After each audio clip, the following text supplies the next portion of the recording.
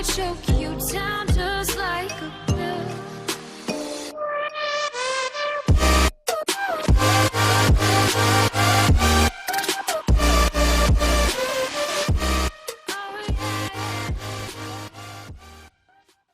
Hey guys and welcome to the king of hell. ये episode देखने से पहले अगर आपने डैमनेशन और अवेंजर्स के वो वाले एपिसोड नहीं देखे जिनके अंदर जॉनी ब्लेज है तो प्लीज जाकर देख लीजिए। हेल का एक डीमन किसी दूसरे डीमन को कुर्बानी के लिए तैयार कर रहा है। वो डीमन गिड़गिड़ा रहा है, प्लीज ऐसा मत करो। लेकिन उन्होंने कहा कि तुमने गलत राजा का साथ दिया है और तुम्हें इसी तरीके से कीमत चुकानी पड़ेगी। All hello Mephisto. और तब उस डीमन को मार दिया गया। उसकी कटी हुई बॉडी पहाड़ी से नीचे एक पेंटागन के अंदर आकर गिरी। गिरते ही वो जमीन फट गई। उन डीमंस ने कहा, हमारे सच्चे राजा के लिए इस सेक्रीफाइस के थ्रू हमने वो पोर्टल खोल दिया है जो हमें अपने सच्चे राजा तक ले जाएगा। अब जल्दी चलो, इससे पहले कि उसको इसके बारे में पता चल जाए।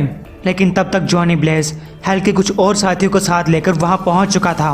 वो सोच रहा है, इतने सालों पहले मुझे कोई आइडिया नहीं था जब मैंने अपनी छाती पे एक पेंटाग्राम बनाया और डेविल को पुकारा। जब मैंने डेविल से अपनी सोल की बाजी लगाई उस आदमी को बचाने के लिए जो मेरे लिए फादर की तरह था। जब मैंने अपने आप को अनंत काल तक उस कमीने मेफिस्टो की सेवा करने के लिए झोंक दिया, तब मैंने कभी नहीं सोचा था कि इतने सालों बाद मैं एक नौकर से बदलकर हेल का राजा बन जाऊंगा। मैं ये सोचा करता कि पुराने वाले राजा के पास सिर्फ एक ही काम था, अर्थ के ऊपर इधर उधर घूमना और हेल में टॉर्चर करने के लिए सोल्स कलेक्ट करना।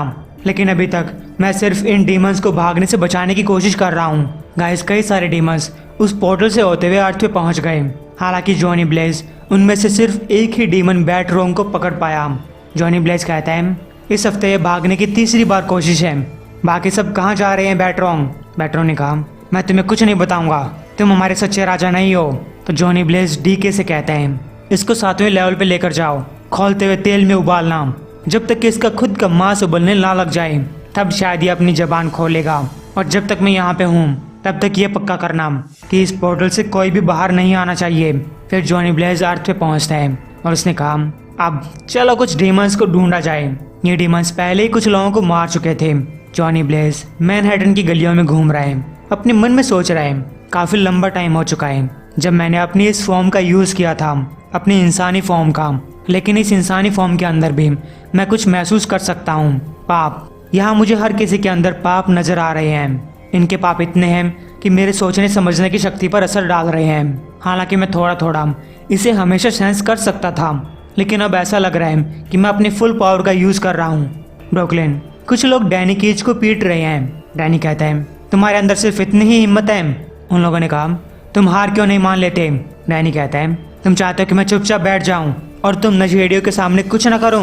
उन लोगों ने कहा, लेकिन उस लेडी को तो इससे कोई दिक्कत नहीं है। तभी डैनी की आंखें चमकने लगी। वो स्पिरिट ऑफ वेंजेंस को फील कर सकता था जो डैनी के ऊपर हावी होने की कोशिश कर रही है। लेकिन डैनी खुद ये लड़ाई लड़ना चाहता है। तभी उसकी गर्लफ्रेंड स्टेसी वहां आ गई।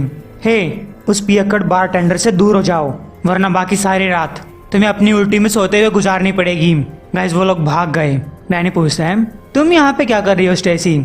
स्टेसी कहती है, मैं यहाँ पर आकर तुमसे मिलना चाहती थी, देखना चाहती थी कि तुम्हारी मॉम के मर जाने के बाद तुम अपने आप को कैसे संभाल रहे हो। डैनी कहता है, मैं ठीक हूँ। स्टेसी कहती है, लग तो नहीं रहे। डैनी ने कहा, तुम यहाँ पे आ गई, तुमने मुझे देख भी लिया। ऐसा नहीं है कि मैं यहाँ पर खड़े रहकर अपनी आँख से बात नहीं करना चाहता, लेकिन मुझे एक बार चलाना है। काफ़ी सारी चीज़ें करनी है। मैं अपनी लाइफ में आगे बढ़ने की कोशिश कर रहा हूँ। स्टेसी ने कहा, तुम्हारी मॉम मेरे लिए बहुत कुछ थी, वो एक अच्छी औरत थी। अगर वो तुम्हें इस तरीके से देख लेती तो उन्हें बिल्कुल अच्छा नहीं लगता। अगर तुम किसी से इसके बारे में बात करना चाहते हो तो मुझे कॉल कर सकते हो। डैनी कहता है, फ़ोन पे मेरी कॉल का इंतज़ार मत करना। तो गाइस, स्टेसी चली गई। उसने स्टेसी को 2 हफ्ते अपनी मॉम के फुनरल पे आने के बाद से नहीं देखा है। बारटेंडर ने पूछा, तो यही है वो फेमस स्टेसी डोलान? तुम्हें उसे इस तरीके से जाने नहीं देना चाहिए था, वो काफ़ी खूबसूरत है। डैनी, तुम इस तरीके से कस्टमर्स के साथ झगड़ा नहीं कर सकते।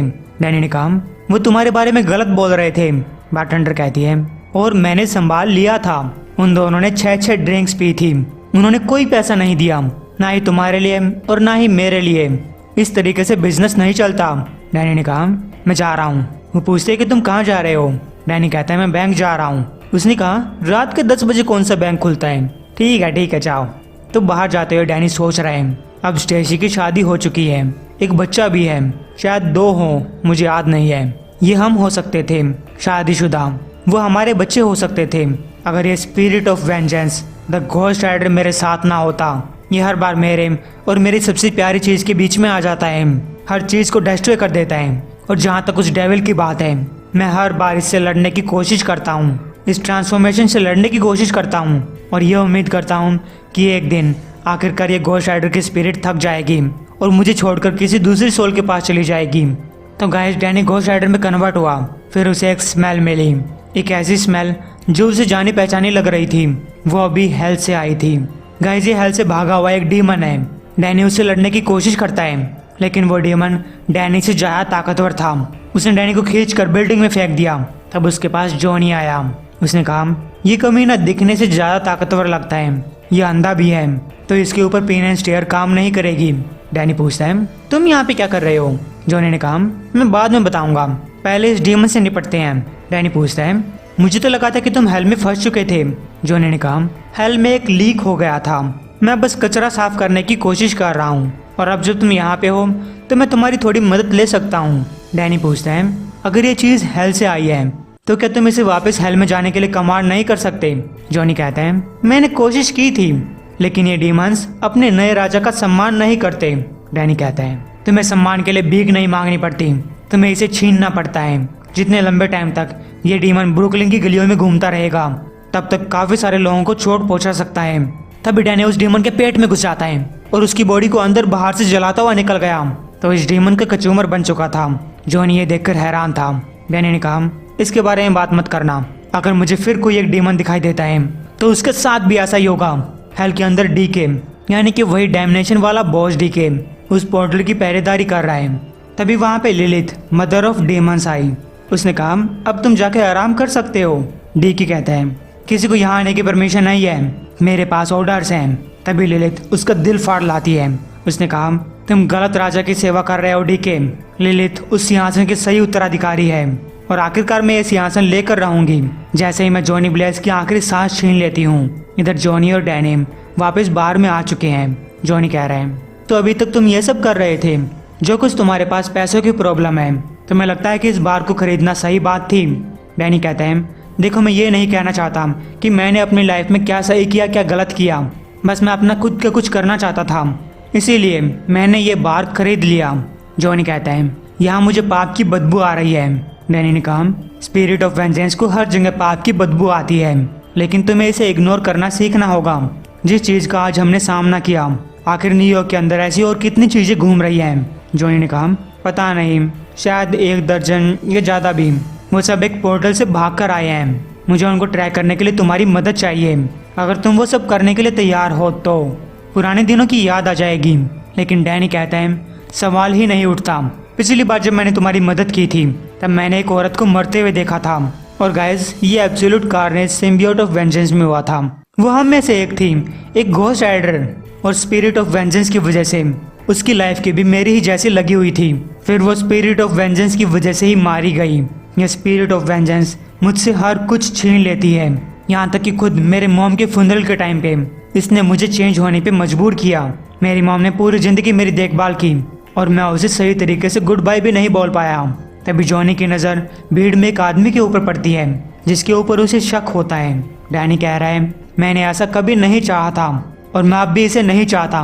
घोस्ट राइडर, तुम्हारी प्रॉब्लम है। अगर तुम हेल के राजा बनना चाहते हो, डीमंस के साथ लड़ना चाहते हो, तो ठीक है, तुम अपना काम करो, लेकिन मैं इन सब से थक चुका हूँ। वो स्पिरिट मेरे ऊपर कंट्रोल कर लेती है जब उसे करना होता है और मैं इसे नहीं रोक पाता, लेकिन मैं इसे कुछ नहीं देने वाला।